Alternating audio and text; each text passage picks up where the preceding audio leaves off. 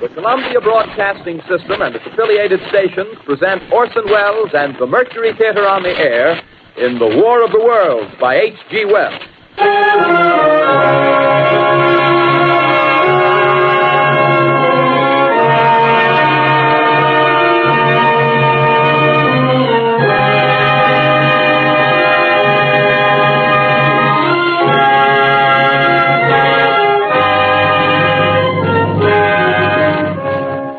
Ladies and gentlemen, the director of the Mercury Theater and star of these broadcasts, Orson Welles. We know now that in the early years of the 20th century, this world was being watched closely by intelligences greater than man's, and yet as mortal as his own. Minds that are to our minds as ours are to the beasts in the jungle.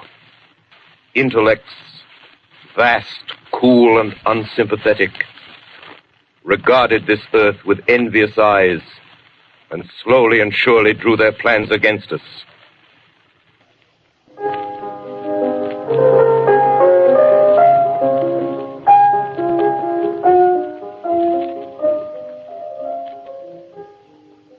Ladies and gentlemen, here is the latest bulletin from the Intercontinental Radio News. Toronto, Canada. Professor Morse of Macmillan University reports observing a total of 3 explosions on the planet Mars between the hours of 7:45 p.m. and 9:20 p.m. Eastern Standard Time. This confirms earlier reports received from American observatories. Now, nearer home, comes a special bulletin from Trenton, New Jersey. It is reported that at 8:50 p.m., a huge flaming object, believed to be a meteorite, fell on a farm in the neighborhood of Grover's Mill, New Jersey, 22 miles from Trenton. The flash in the sky was visible within a radius of several hundred miles, and the noise of the impact was heard as far north as Elizabeth. We have dispatched a special mobile unit to the scene, and we'll have our commentator, Carl Phillips, give you a word picture of the scene as soon as he can reach there from Princeton. In the meantime, we take you to the Hotel Martinet in Brooklyn, where Bobby Millett and his orchestra are offering a program of dance music.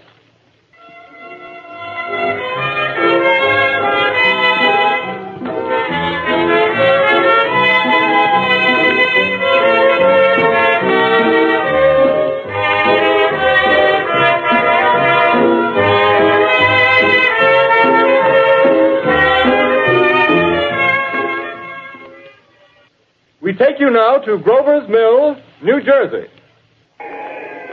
Ladies and gentlemen, this is Carl Phillips again, out at the Wilmot Farm, Grover's Mill, New Jersey. Professor Pearson and myself made the 11 miles from Princeton in 10 minutes. Well, I hardly know where to begin. Paint for you a word picture of the strange scene before my eyes, like something out of a modern Arabian Nights. Well, I just got here. I haven't had a chance to look around yet. I guess that's it. Yes, I guess that's the thing directly in front of me, half buried in a vast pit.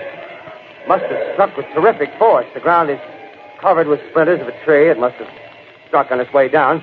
But I can see the object itself doesn't look very much like a meteor, at least not the meteors I've seen. It looks more like a huge cylinder. Has a diameter of, what would you say, Professor Pearson? What's that?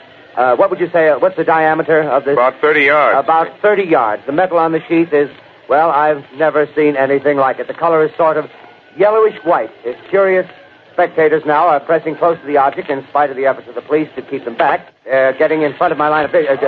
Would you mind standing one side, please? While the police are pushing the crowd back. Here's Mr. Wilmot, owner of the farm here. He may have some interesting facts to add. Mr. Wilmot, would you please tell the radio audience as much as you remember of this rather unusual visitor that dropped in your backyard? A step closer, please. Ladies and gentlemen, this is Mr. Wilmot. Ladies and gentlemen, this is terrific. This end of the thing is beginning to flake off. The top is beginning to rotate like a screw, and this thing must be hollow. He's moving. Keep back there. Keep back there. Keep those men back. Keep back there. Keep those idiots back. Take off. The top's loose. Look out there. Stand back. Ladies and gentlemen, this is the most terrifying thing I've ever witnessed. Wait a minute. Someone's calling someone or something. I can see turning out of that black hole 2 luminous discs. The eyes, it might be a face, might be almost... Good heavens, something wriggling out of the shadow like a gray snake.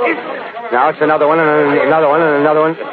They look like tentacles to me. Oh, yeah, I can see the thing's body now. It's large. It's large as a bear. It glistens like wet leather, but that face, ladies and gentlemen, it's indescribable. I can hardly force myself to keep looking at it. It's so awful. The eyes are black, and they gleam like a serpent. The mouth is kind of V-shaped with saliva dripping from its rimless lips. It seemed to quiver and pulsate, and the monster, or whatever it is, can hardly move. It seems weighed down by possibly gravity or something. The thing's rising up now, and the crowd falls back. They've seen plenty. The most extraordinary experience, ladies and gentlemen. I can't find words. Well, I'll pull this microphone with me as I talk. I'll have to stop the description until I can take a new position. Hold on, will you, please? I'll be right back in a minute.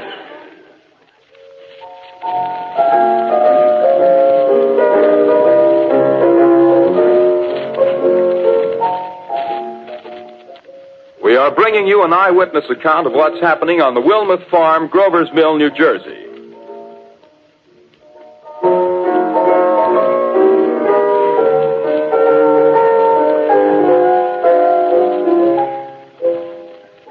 We now return you to Carl Phillips at Grover's Mill.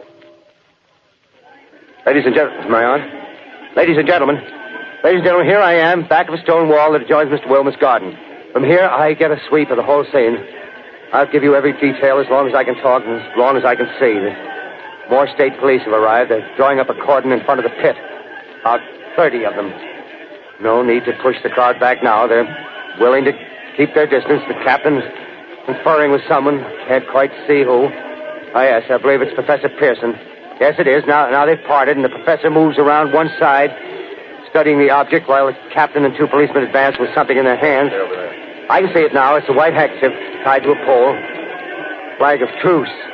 If those creatures know what that means, what anything means. Wait a minute, something's happening. A humped shape is rising out of the pit. I can make out a small beam of light against a mirror. What's that? There's a jet of flame springing from the mirror, and it leaps right at the advancing men. It strikes them head on. Oh, Lord, they're turning into flames. Now the whole field's caught up by the woods, the barns, the gas tanks of the automobiles, spreading everywhere. It's coming this way now, about 20 yards to my right. Ladies and gentlemen, due to circumstances beyond our control, we are unable to continue the broadcast from Grover's Mill. Evidently, there's some difficulty with our field transmission. However, we will return to that point at the earliest opportunity.